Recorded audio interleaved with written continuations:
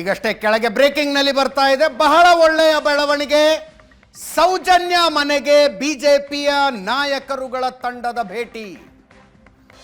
ಸೌಜನ್ಯ ಮನೆಗೆ ಭೇಟಿ ಕೊಟ್ಟಿದ್ದಾರೆ ರಾಜ್ಯಾಧ್ಯಕ್ಷ ವಿಜಯೇಂದ್ರ ನೇತೃತ್ವದ ತಂಡದ ಸದಸ್ಯರು. ಅದರ ವಿಜುವಲ್ಗಳು ಬರಲಿ ಆದಷ್ಟು ಬೇಗ, ಇದರಲ್ಲೇ ತೆಗೆದುಕೊಳ್ಳೋಣ. ಇನ್ನು ಇವತ್ತಿನ ಬಂತು ದೃಶ್ಯಗಳು.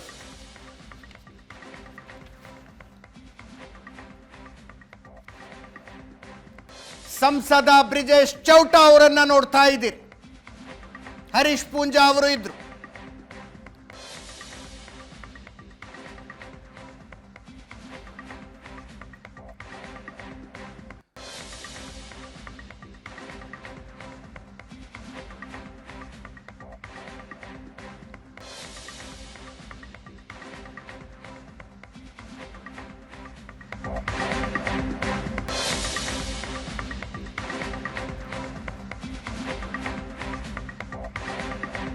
ಹನ್ನೆರಡರಲ್ಲಿ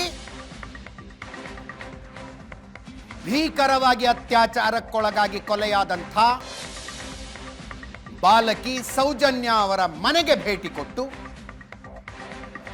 ಸೌಜನ್ಯ ತಾಯಿ ಮತ್ತು ಸೋದರ ಮಾವಂದಿರನ್ನ ಮಾತಾಡಿಸಿದೆ ಬಿಜೆಪಿ ನಾಯಕರ ತಂಡ. ಸೌಜನ್ಯಾಳಿಗೆ ನ್ಯಾಯ ಕೊಡಿಸುವ ಹೋರಾಟದ ಜವಾಬ್ದಾರಿಯನ್ನು ಇವರು ವಹಿಸಿಕೊಳ್ಬೇಕು. ನಿಸ್ವಾರ್ಥದ ಹೋರಾಟ ಒಂದು ನಡೀಬೇಕಾಗಿದೆ ಸೌಜನ್ಯಾಳಿಗೆ ನ್ಯಾಯ ಕೊಡಿಸೋದಕ್ಕೆ. ಪ್ರಕರಣದ ರೀಇನ್ವೆಸ್ಟಿಗೇಷನ್ ಅದು ಆಗದೆ ಹೋದ್ರೆ ಅಟ್ಲೀಸ್ಟ್ ರೀಟ್ರಯಲ್, ಬೆಳಕಿಗೆ ಬಂದಿರುವ ಹೊಸ ಸಾಕ್ಷಿಗಳು ಅಂಶಗಳ ಆಧಾರದ ಮೇಲೆ ಅದು ಆಗಬೇಕಾಗಿದೆ. ಚಿನ್ನಯ್ಯನ ಹೇಳಿಕೆ, ಇತ್ತೀಚೆಗೆ ಸೌಜನ್ಯಾಳ ಅಪಹರಣಕ್ಕೆ ನಾನೇ ಪ್ರತ್ಯಕ್ಷದರ್ಶಿ ಅಂತ ಒಬ್ಬ ಮಹಿಳೆ ಮುಂದೆ ಬಂದಿದ್ದಾರೆ ಹೇಳೋದಕ್ಕೆ.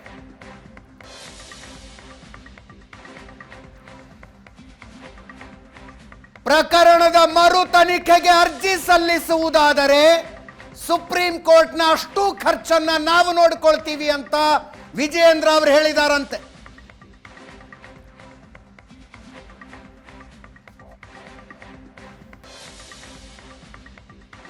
ಸೌಜನ್ಯ ತಾಯಿ ಕುಸುಮಾವತಿ ಅವರ ಜೊತೆಗೆ ಮಾತನಾಡುವಾಗ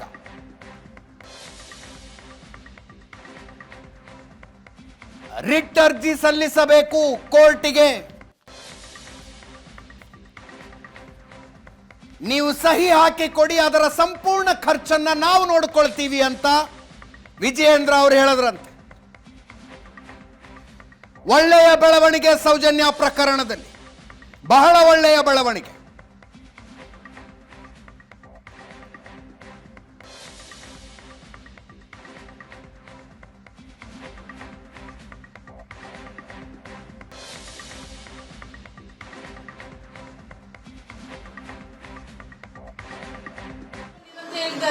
ಅನಂತರ ತಮ್ಮನಿಗೆ ಕೂಡ ಅದೇ ಇದೆ.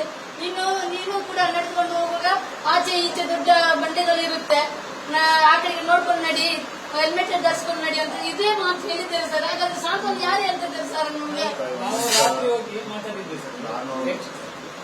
ನಾನು ತಂದಿರ್ತಕ್ಕಂಥ ಉದ್ದೇಶ ಒಂದೇನೆ, ನೋಡ್ಬೇಕಪ್ಪ ನಾವು ಮಗುವೇನು ಕಳ್ಕೊಂಡಿರೋದು ನಾವು ಬೆಳಗ್ಗೆ ಪಡೆಯೋದಕ್ಕೆ ಸಾಧ್ಯ ಇಲ್ಲ. ನಾನು ಗೊತ್ತೇನು ವಿನಂತಿ ಮಾಡೋದು ಬಂದಿದೆ ಅಂತ ಹೇಳಿದ್ರೆ CBI ಕೋರ್ಟ್ ಏನು ಆಗಿದೆ, ಆದೇಶ ಆಗಿದೆ. ಇನ್ನೊಂದು ಮೇಲ್ಮನವಿ ಮಾಡ್ತಕ್ಕಂಥ ನಿರ್ಧಾರ ತಗೊಂಡಿದ್ದೇ ಆದರೆ ನಾವು ಸುಪ್ರೀಂ ಕೋರ್ಟಲ್ಲಿ ಅದು ಕೇಳ್ತೀವಿ ಮಕ್ಕಳಿಗೆ ಏನು ಸಾವಿರದ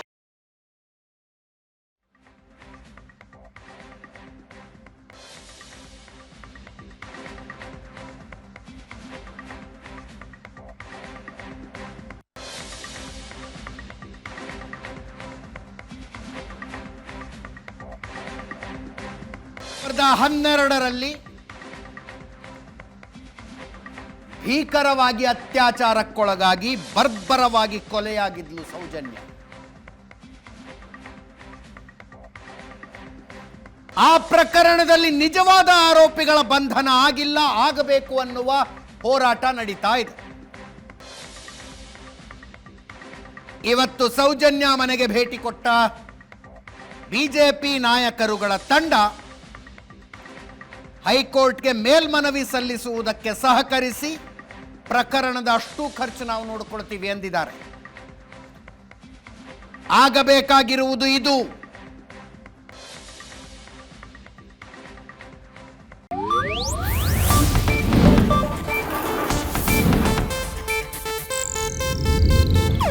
ಇದು ಏಷ್ಯಾನೆಟ್ ನ್ಯೂಸ್ ನೆಟ್ವರ್ಕ್ ಪ್ರಸ್ತುತಿ.